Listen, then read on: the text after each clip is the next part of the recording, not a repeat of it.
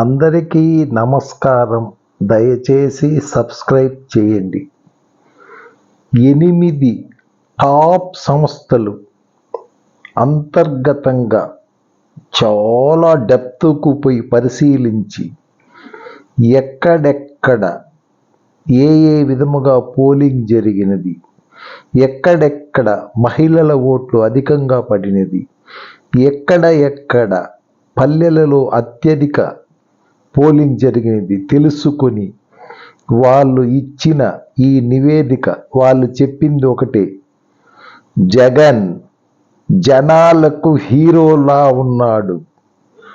ఎందుకంటే వాళ్ళు ఇచ్చిన మొత్తం సర్వేలో జగన్ చెప్పినట్టే 153 సీట్లు వైఎస్ఆర్సిపికి, 22 సీట్లు తెలుగుదేశం కూటమికి. అంటే పోయినసారి 23 వచ్చింది, ఈసారి కూటమి అయిన దానివల్ల ఒకటి తగ్గిపోయి 22 వచ్చింది.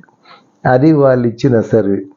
జిల్లాల వారిగా, ఉమ్మడి జిల్లాల వారిగా వారు చెప్పిన సీట్లు ఏవేవంటే, శ్రీకాకుళం మొత్తము 10, 9 వైఎస్ఆర్సిపి, 1 కూటమి.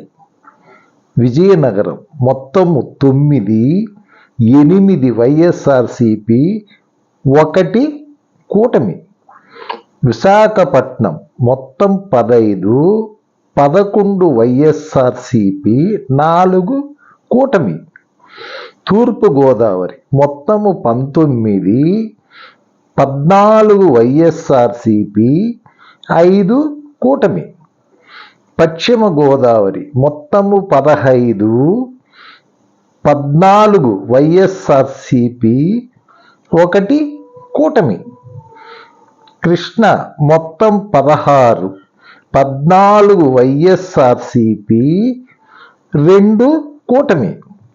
గుంటూరు మొత్తం 17, 15 వైఎస్ఆర్సిపి, 2 కూటమి.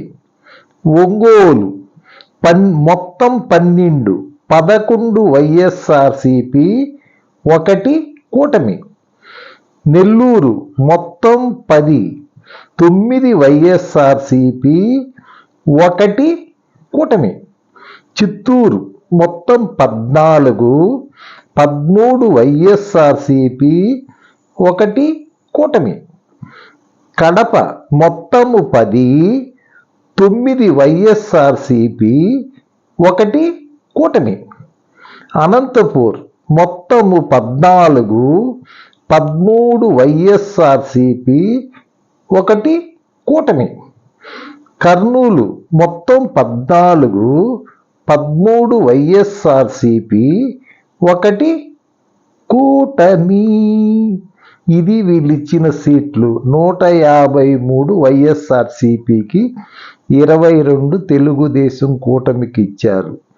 ఇదే మన జగన్ కూడా మనకు చెప్పి లండన్ వెళ్ళి 1వ తారీఖు వస్తున్నారు.